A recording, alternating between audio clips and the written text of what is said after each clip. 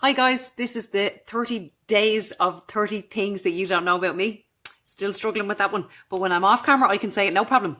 It's the camera that's freaking me out. So a lovely girl who's always on the page by the name of Irene White Scully asked a question. Do you ever get down, and if you do, how do you deal with it? Because you always look in great form. First of all, Irene, thanks very much. I'm not always in great form all the time. I try very hard to be as positive as I can possibly be every single day. However, it is a conscious effort every single day to live a life like this. And what I'll say to you is that it's a lifestyle. It's not just something that comes naturally, because I was a very negative person when I was younger. So I definitely have to work at it every single day and be conscious of my thoughts and conscious of my actions and my words. So am I ever in bad form?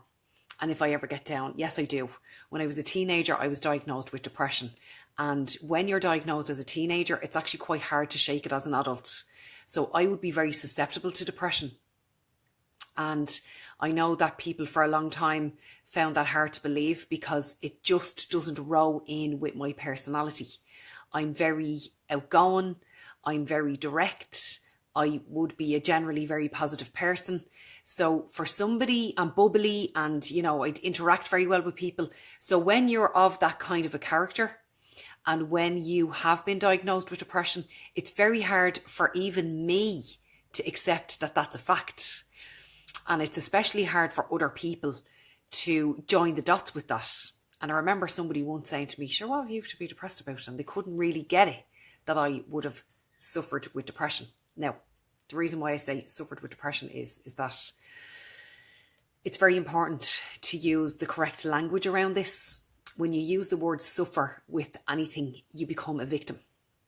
Okay? And I choose to not become a victim to depression. I choose to become a victor of depression, okay? So I have tips and tricks that I've learned for myself over the years that I know work for me. And I now know the signs, and my husband knows the signs of what to look out for when I know that it's coming, okay? A huge sign for me is that the tone, now I have a very low voice anyway, but the tone of my voice will go really, really, really low. And I cannot get it back up. No matter how much I try, it just goes to a really, really low tone. That's one of my signs that it's not even coming. It's knocking at the door. Okay, that's a late sign for me. The other one is that I find it hard to smile. It's nearly like my facial muscles won't work. It's like I'm just making this kind of face all the time when I'm talking, and my voice is really low. So I find it I can't do this, my normal face, because my face is generally very, very expressive. Tiredness is another thing, and that ties in with the pernicious anemia as well. When I'm really, really overly tired, when I'm not eating properly or drinking plenty of water, that's a problem. So what I do is when I feel that it's coming, or when I feel that a down day is on the way, I always talk to Neil. I always talk to Lisa. I do a bit of writing around it. I try and find out why. Because in my opinion, and it's just my opinion, anxiety and depression are sent to you as a gift to tell you that you're on the wrong path. Okay? You have to listen to your body all of the time. Your body is talking to you all of the time. It's sending you signs that things are really good, or things are not that great, or things are really bad.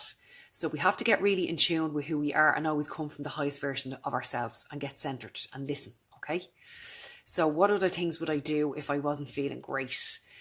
Being outdoors. I need to get myself to the sea. Really, really important. I have to live near water. If I'm not near water, it's a problem. I had an issue a couple of weeks ago and straight to the sea. Walking up and down the shoreline for a while and I was sorted. Lots of sleep, lots of water, lots of vitamins, lots of eating really well, talking, writing, and spending time with the right people. Making sure that you're in alignment with the people that you're spending time with, that your circle is tight, and that the people in your circle are those that you love and trust. And there shouldn't be more than 5 people in that circle. I have 2. So I hope that answers your question. See you on the page tomorrow, guys. Slán.